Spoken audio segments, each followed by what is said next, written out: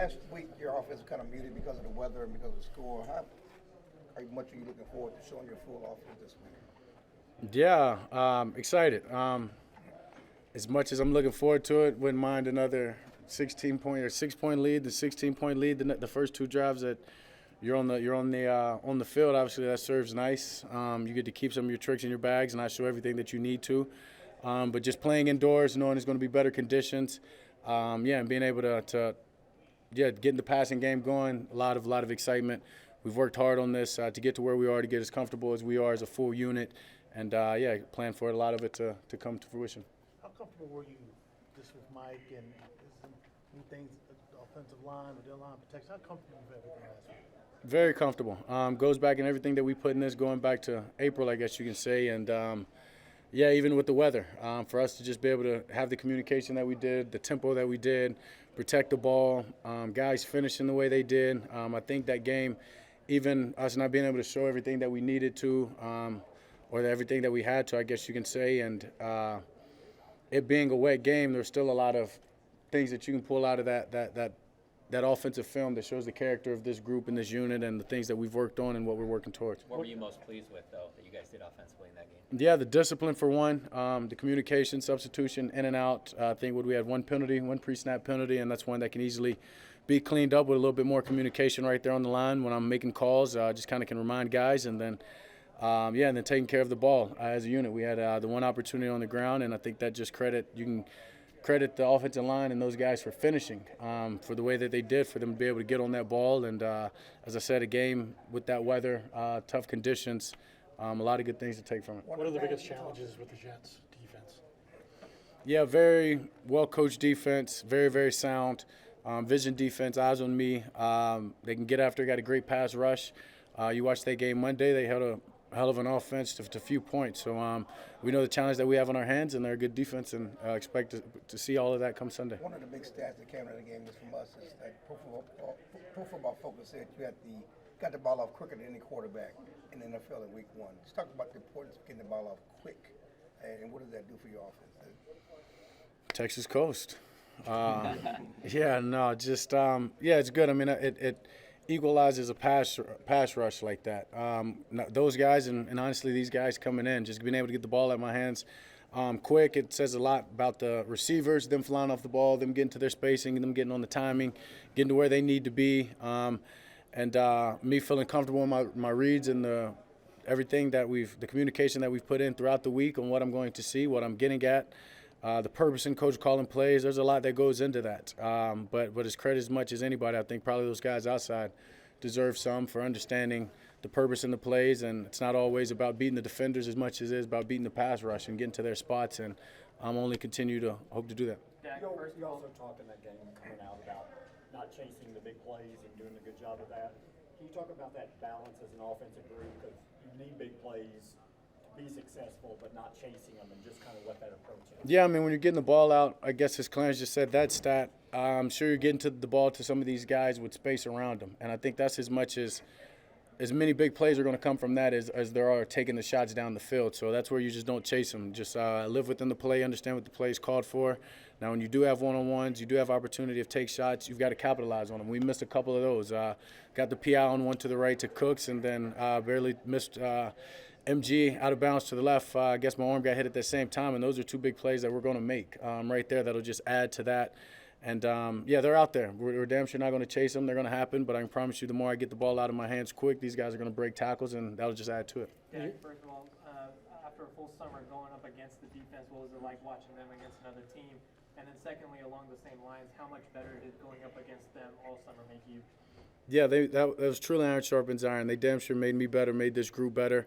As I was just giving credit to the receivers on understanding that they're sometimes running their routes against the pass rush, and I think that was obvious at training camp, and they understood that. It was easy for us to coach them on that when you turned on the clip and you saw how relentless our guys are rushing the passer, and then in the same sense, it was awesome. It was awesome to see somebody else back there, and at times, obviously, late in the game, felt bad for Daniel, and but that's what those guys do. They hunt, and when we get the lead, they're able to pin their ears back and go do that. And we've got great secondary guys that that understand that their coverage is matched with that pass rush, and they're going to make it tough on whoever it is that we play. What's your message to the young tight ends and that few drops the other night?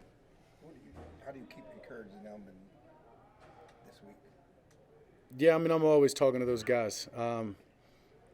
Sat in their film room with them, not because they had that type of game, but because I wanted to.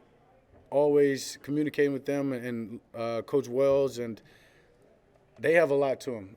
They're very, very talented guys. I know y'all are at training camp. I know y'all saw that. So it's about just keeping their heads up, understanding, dude, that was a tough game in the sense of that ball. I was throwing the ball. I know how I felt. I know how tough it was sometimes to catch it. I know how eager these guys are to catch the ball and make plays afterwards, which sometimes leads to those drops because you're not looking in, especially in a game like that. So just keeping those guys focused, making sure that they understand they haven't lost any trust in me, that I get the weather. We're gonna give that, not wipe that one off, but we've got to move forward, and I expect y'all to catch everything. Understand that the trust is at an all-time high, and we've got to continue to build on that. And there's a lot of things in that game that I could say, hey, it didn't work out here, but trust me, I'm coming back to it. And so this is why you need to expect it. And they'll have a way better game this week. I can promise you that. Given the injury to Aaron, it's reignited the debate about grass versus turf fields. From what you saw in your own experience of having a bad injury to your leg on a turf field, what's your opinion on the significance of that? Yeah, I'm 100% grass guy. Yeah, I mean, and probably, like you said, my injury plays a huge part in that. And then secondly, I'm not fast, so turf doesn't make me fast one way or another. So I don't. If you're fast, you're fast. You're going to be fast on hardwood, turf, grass, whatever it is. So, and if you're not, you're not. But I just know that there's the way how physical this game is, the way guys are getting tackled. It's a whole lot safer, in my opinion, on grass than it is turf. Joe Burrow yesterday said he thinks it should be standardized, like every field, every turf, and it should be the same every stadium you go to. Do you agree with that? Like it should be universal? I do. Yeah, I mean, yeah, I really do. Even obviously we don't like turf and don't want it to be turf, but just say that it was. I mean, yeah, I think that's hard on our bodies, hard on the way that we prepare. Just trying to figure out what the different surfaces is. Some we had in the past, all different kinds of turf, and so I think, yeah, I mean, I've went into games wondering if I could wear my turf shoes or turf cleats. You know what I mean? And so, yeah, just understanding the product that you're putting out there. I mean, we want the best product. I mean, I'm not always the quite guy to ask. I'm biased. I'd say play grass and indoors every single time. I mean, this is $1 billion business, and you want the best product on the field every time. So take the weather, take all that stuff out of it, and let's go see who's better. Micah said he'd play on concrete or rocks or any surface. He's young. Dak, going back to your defense, what was it like seeing Stephon Gilmore in a Cowboys uniform in a real game for the first time, just the impact he's had on you guys so far? Yeah, it was awesome, especially for him to go out there and get a turnover, just do exactly who he's been his whole career. A special player, guy that makes big-time plays. That was a huge catch right there in that moment, locked down on other possessions, and just a leader. I mean, just as I've said before, in the way that he carries himself, the way that he gets these young guys going. Great for Diggs, but great for the whole defensive unit and us across the ball, honestly.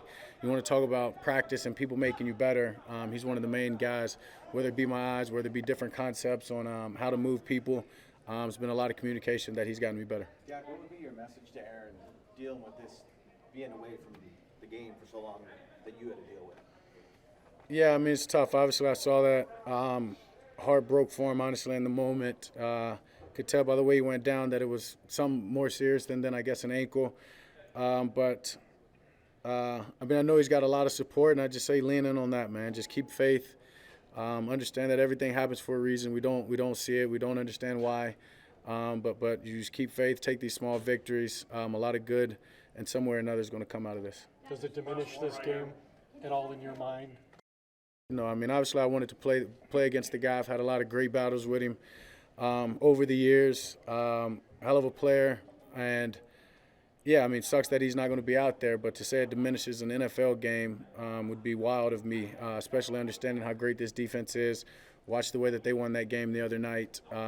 Yeah, I mean, they've got our respect and haven't lost any bit of that. So, but, yeah, just tough not playing a guy that I've enjoyed competing against for the entirety of my career. Thank you. Thanks, Dak.